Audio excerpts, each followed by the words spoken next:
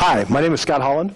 There's a number of demos that we've used through the years and kind of refined them and been able to help customers see exactly what our ag products can do for them, and how each of these tests really has a specific indication of what APSA will do in particular situations. So as we go through this, we're going to do a few tests, and I'll try and explain the kind of the ins and outs of how those tests are made. One of the things that we always want to use with any type of water test is a distilled water application. So you can buy distilled water in the gallon at almost any store. It evens out the test. If you try and use tap water, if you try and use bottled water, you really never know what you're going to get there. So always try and use a distilled water to make sure that it keeps your test more accurate. The first test I want to work on, though, is I'll call it the cardboard test, and this is just a simple piece of cardboard. Although there is much differences in cardboards, there's cheaper cardboards, more expensive. Really what you want to try and do is if you study the cardboard, one side will have a higher rib content. You'll see the ribs. It has a texture to it. One side, the best side for your test is always the smooth side to create the tension that you're really trying to accomplish.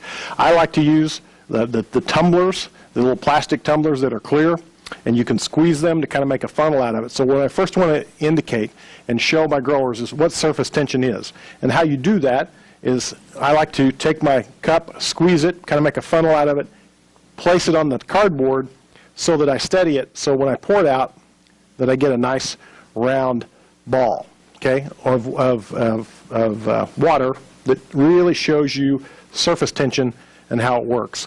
Now, if you pour it too high or you create too much pressure, then you have what they call hydraulic pressure, and it will change your test some. So try and make that water fall as gently as possible to give you the surface. So if you'll zoom in on that process, you will see how you can see the curvature of the water. That is your surface tension. The more the curve, the more the surface tension. Rainwater is about 75 dynes, and we need to bring those dynes down to about 50 or below for APSA to start working for us in the soil. So when it rains or you have moisture on your soil, you want it to penetrate into the soil as quick as you can and have an infiltration process that's faster. So I'm going to take APSA. This is a little squirt bottle like this. You can do it with a toothpick. Just for simplicity, I'll just take a drop and put it in there, and if you'll zoom in right on that application, you'll see the side that was treated with APSA obviously start to infiltrate a lot faster. Surface tension has actually inherent power. It has the ability to actually, you can use the energy from surface tension. This, obviously, you can tell a big difference in how fast that the water is infiltrating into the cardboard and becoming a problem. I have customers that say, well, if you use APSA on a field, is that going to make my field wetter? In reality, managing the water, particularly surface water, is what keeps you in the field and can get you in the field earlier as opposed to later. So you'll be in your field 2 to 3 days earlier by the use of APSA on your fields and controlling your surface water to get it into the profile. While we watch this, I have another demonstration that we use peat moss pellets. I particularly like the smaller peat moss pellets. If you're not familiar with those, they use them in the nursery industry. They're obviously a crushed peat or very compacted peat. So the goal with this test is to show compaction relief. Sorbativity is also one of the things that you're going to see with this, but the biggest thing is how we see compaction process happen. So these peat moss pellets are placed in these cups. We treat one with just a drop or two of APSA into that peat moss pellet, and then we want to add water to both cups. If you hold the cup up, what I really like to do, and I have a reason for this, is to pour the water. It's just enough so that the peat moss pellet will float. So it's just off the bottom of the top of the cup because they do want to float, and do the same one with the APSA treated one as well. So we'll watch those. You can already see the difference in the coloration of the APSAs absorbing the water faster and making that process look better. This is one of our newest demos where we're using peat cups, and the peat cup system is simply a cup just like you can buy for starting plants in. We've got these turned upside down. This one has been treated. Spray solution has been treated with APSA, so you mix a spray solution of APSA, soak your cup, let it dry, and then you've got the process so that you can do the test. And really what I want to do is add water to the bottom of that container and to give us an indication of how much faster water can be absorbed. Tried to put about the same amount of water in both, and we'll watch that process as time goes along and see what it does. Let's go back now to the cardboard. All right, you had about the same amount of water in both spots. If I have a grower that has sloped ground, not flat ground, or pastures or anything that has hardpan, if you look at this, what happens to the water when you put a slope to the ground? Okay, water tends to run right off. So, but over on this process here, I asked the grower, I said, now you can see the infiltration rate's faster, but did the water go all the way through the cardboard already? And they're going, well, maybe, but if you turn it around, the water has not penetrated all the way through the cardboard. So what we're actually showing is the ability for the APSA to help you capture the water in the cardboard. So I like to take the cardboard, peel it apart, and say, look, this water's all gone, this water's all still here.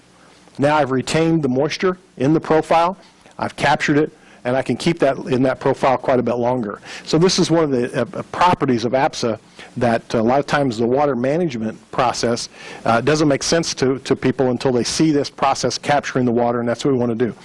If you look at the peat moss pellets here, you can see the one that is treated is obviously expanding.